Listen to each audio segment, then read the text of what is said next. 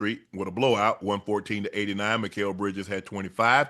Jalen Brunson had 24. The Spurs couldn't overcome 22 turnovers that led to 24 points, and they were out rebounded 54-41. Something that they're not because of Wemby. Wemby played well, but they went on a run. I think the Knicks went on a 20 a run, outscored them 22-0, and they could never get back in the game after that. They never could. But they played. Look, you got Mikal Bridges and Alvarado.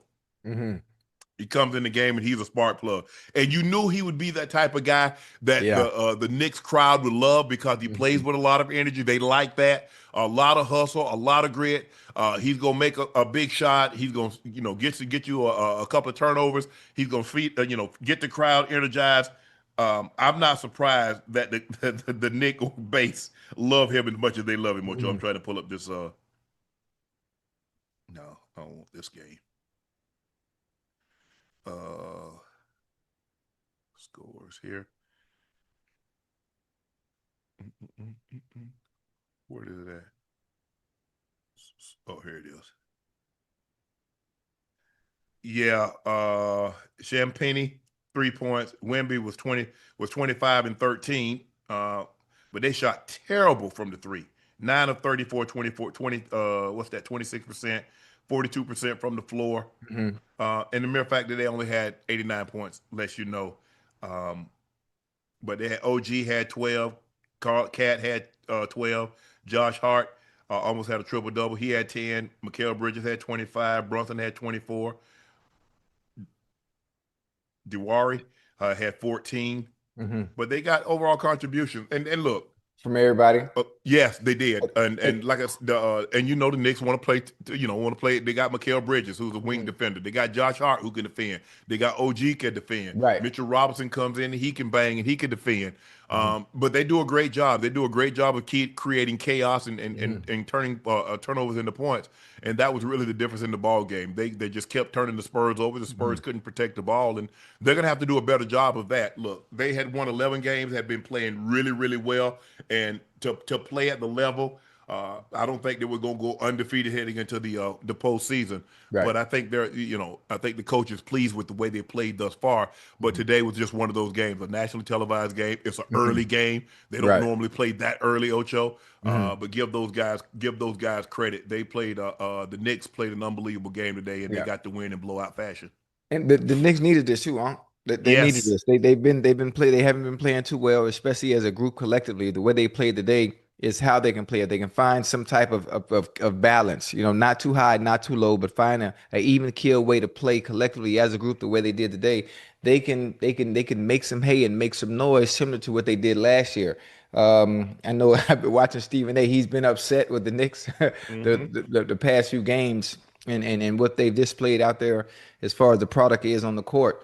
But I mean, shockingly to me, knowing that the Spurs were playing the Knicks, I thought obviously the Spurs would run away with this game, and the Knicks looked completely different. A completely different team.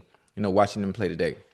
Well, they swarm Wemby. Wemby has 7 turnovers by himself of those 22.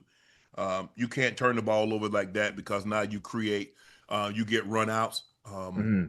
things of that nature. And like I said, the Knicks can cause you that type of problem Hmm. if you turn the ball over because they got really good defenders. OG can defend at a high level. We know Mikal Bridges can. We know Josh Hart can. So they got guys that can clamp the ball and keep the ball in front of them. And Mitchell Robinson comes in. Obviously, Cat is 7 foot and he'll block a shot here or there, but that's not what Cat is known for. He's known for being a perimeter big that can shoot the ball extremely well. We know Brunson is Brunson. He's gonna get you buckets. He's gonna make clutch shots. He's as clutch as any player that we have in this league. So we know what he represents. Is that when they play defense like this, they Hmm. to make they force you into turnovers and they make you shoot 30 Yeah. 26% from the three. You're not gonna beat them. Mm-mm. And they made 17 threes, you made 9. So now they 24, they're plus 24 from the 3-point line.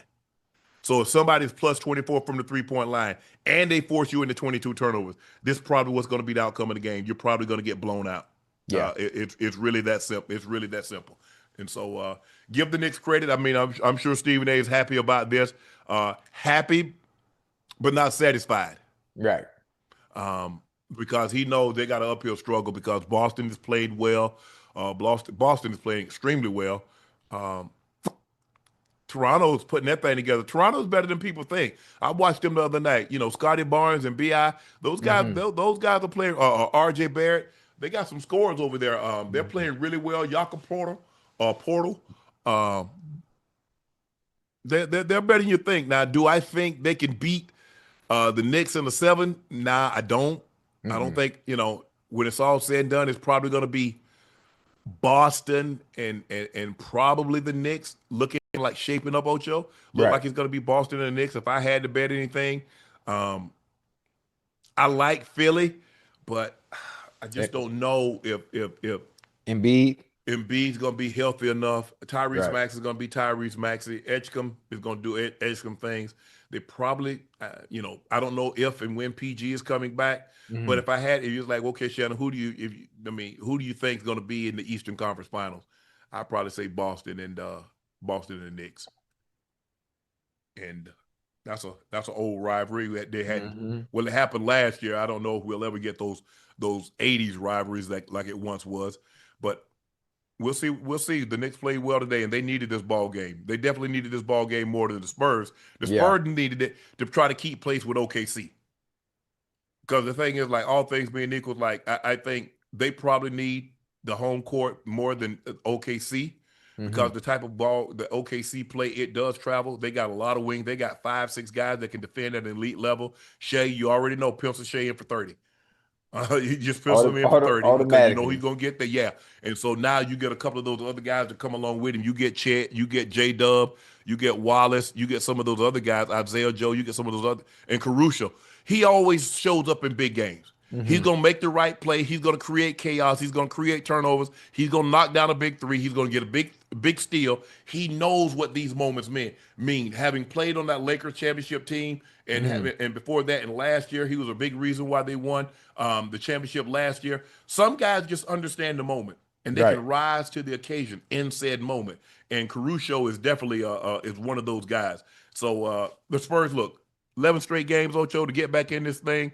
And Yeah. they're the team that gives OKC the most trouble. But you It's never know in a them. 7-game series. You never Hmm. know an injury here or injury there, and it Change completely everything. flips the series. Yeah. The Cavs showed their toughness today when they beat the Nets 106 to 102. James Harden scored 22 points in his return in the lineup with a broken thumb.